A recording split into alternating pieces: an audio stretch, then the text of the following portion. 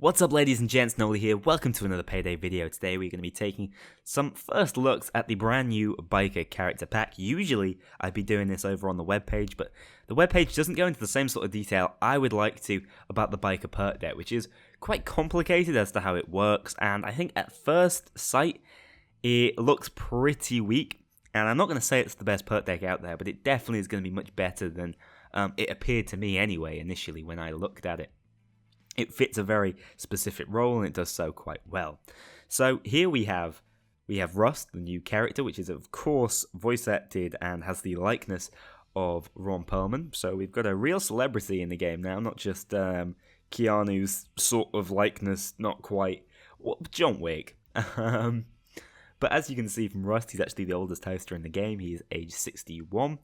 And that's actually, I think, doing some favours to Ron Perlman. I think he might be 66, so taking a couple of years off the guy, but I think he looks good for it.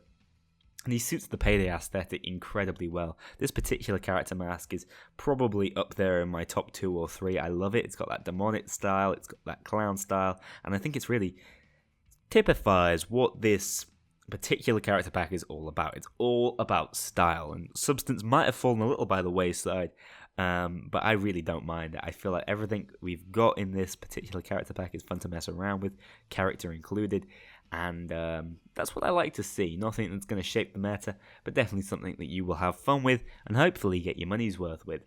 Let's actually take a look at him without the mask on. Let's see how well they pulled off Ron, and they didn't do a bad job at all. They got that square jaw, they got the curly hair. You know, pretty much trademark Ron Perlman.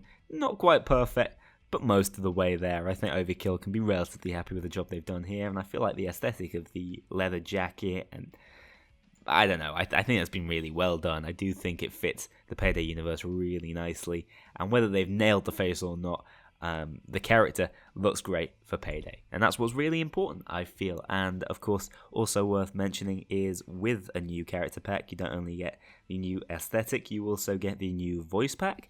And this particular voice pack is full of the phrase bitch ass. So if you're not a fan of that phrase, then you're not going to like it, because he basically calls every single enemy type that. And while there's a real lack in variation when it comes to voice lines, it's been expertly voice acted, and so I definitely think this is one of the better voice packs we've seen in recent memory. So let's start things off by taking a look at the first extreme example of style in the form of the Breaker 12 gauge. This weapon has a really cool, unique reload animation when you've shot out all of your shots, and it basically does that gangster flip that we saw in the trailer. So I'm a fan of it. And I do think this weapon oozes style, and it's not bad at all either. If you take a look, there's a clear disadvantage when it comes to running this weapon. Its total ammo is sitting at only 21, which is lowest in class, but its damage makes up for it, and it's got some serious damage over range as well. And I feel like with the relatively good pickup shotguns have when it comes to ammo, having 21 base total ammo is not that bad for it. It does alright in spite of it, and my current build is based around it. Definitely going to be a functioning weapon for Death Wish and Overkill difficulty. And it's, as with most shotguns, loads of fun to play around with. Can be modified in many different ways, of course, with different ammo types as well. So, you know, I'm not going to say pick up this DLC for this reason alone, but it's not a bad addition. Next up, we have the Chain Whip, another really interesting melee weapon addition. Recently, the melee weapons have been getting better and better, if you ask me. Not because they've been getting more powerful, because they've been getting more interesting. You know, we got the winged butterfly knife, we got the pounder, and we've had some interesting things based around, you know, tasing the enemies. And the chain whip is essentially a Shinsakuto katana in terms of damage with the skills I've got on: damage, charge time, charge damage. It hits that really important 105 mark, like only a couple of weapons do. I think the pitchfork does as well. But this thing actually has the edge on the Shinsakuto in terms of concealment, which is quite nice. Makes sense, really, that it would. It's just a chain wrapped around your arm. A little bit suspicious, but, you know, I've seen worse. Probably less suspicious than carrying a katana on your back. But it loses out, for whatever reason, it loses out on range. You know, you'd expect a whip to have a bit of range to it, but no, not this one. I guess to get some force behind it, you do have to be pretty close. So yeah, it loses out in range, but everything else is pretty much the same. Oh, and swing speed, of course. That's why the Shinsakuto is just so damn strong. It swings so quickly. But the Chain Whip has been suiting my purposes in this particular build really nicely, working around a couple of skills in Fugitive, and I really like it. Again, it's stylish. It's a goddamn chain you're hitting people with. Feels really good. So the final part, of course, of every character pack, and probably the most important part, maybe running alongside the character himself, or themselves, because we've had so many female characters recently. So the perk deck, it's what really alters the gameplay, and this particular perk deck is really complicated.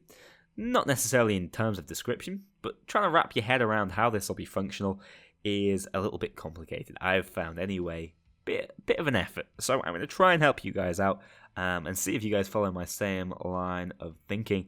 And then later on, we'll take a quick look at some skills that I think might go nicely alongside this perk deck. But one of the big pros of the Biker Perk Deck is it's not necessarily set up for any particular skill build.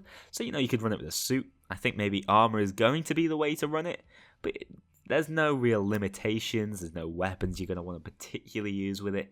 It's going to work nicely and fit into every single build. However, it may well not be the best perk deck, and there may be better options for basically every playstyle. I'll have to test it a little bit more, but for right now, let's just try and understand how it works.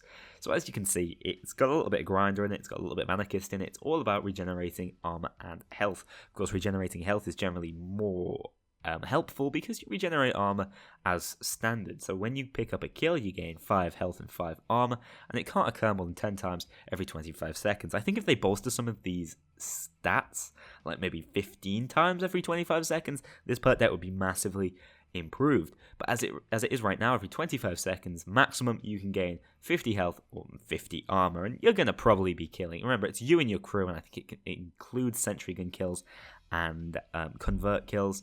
You're probably going to be getting that, let's be honest, especially during assault wave. So you're going to be replenishing 50 health and 50 armor. Now, it is replenishing. It's not putting on additional. That sounds like it could be absolutely ridiculously overpowered. But you'll understand why these numbers are so low when we take a look at some of the other skills, because they all basically augment it. Tail Gunner, for every 10% of health missing, it will increase the amount of armor gained from kills by 1. So hypothetically speaking, let's say you're running Frenzy in the Fugitive skill tree. So you start off at 30% health. You're missing 70%. You get 7 more armor from kills. So you get 12 armor every kill you pick up, meaning that you can get 120 armor every 25 seconds. And that's going to stack alongside Road Captain. For every 10% of health missing, every 10% of health missing will reduce the 25 second cooldown to kill regen by 1 second. Sorry, every 10% health missing will. Yeah, that is strangely worded, probably incorrectly. No wonder it was throwing me off. So again, if we're running Frenzy and we have 30% health, it means that 7 seconds are going to be knocked off the limited time for you being able to pick up health again. So it's going to go down to 18 seconds. So every 18 seconds, you can get 120 armor back. Much, much better. Now, as you'd imagine, the other two remaining skills do the exact same thing, but on the opposite side. So for every 10% of armor missing, it will increase the amount of health gain from kills by 1, and that armor is something that you're more likely, I imagine, to have missing at 100% than health. At least you'd like to imagine so. So when your armor is completely wiped out, you're able to regen quite a considerable amount of additional health. It's 15 per kill, so not bad at all. And of course, you can get 10 of those kills, so 150 health back over 25 seconds. Again, reducing it further with Prez. Every 10% of armor missing will reduce the 25 second cooldown to kill regen by 1 second. So, the exact same feature we saw from health. Let's just say in a hypothetical situation, you are at death's door. You have 10% health and you have obviously no armor. So, that means you take off the amount of time before the effect resets by 10 seconds for the missing armor and then 9 seconds for the missing health. So it's actually going to go down to every 6 seconds, which is pretty crazy. You're actually going to be able to get quite ridiculous amounts of health and armor back in that short period of time. So the idea is when you get in that dire situation, you get a big burst heal of both health and armor and actually keep you ticking over. In fact, this skill works really nicely with some of the new skills added to the game that are based around your armor actually being depleted entirely, being able to stun enemies after it. Now, I'm not going to recommend it if you're using shotguns, because being able to stun enemies with shotguns is generally pretty useless, because you're much better just to kill them. But maybe if you're running like an SMG style build, those sort of armor depleted skills will work really nicely alongside this, because you want your armor to deplete wherever possible to get that big burst of health back and increase the armor right back up again, back over the threshold. And what can keep happening, I have found, is you can keep going over threshold and then dropping down again,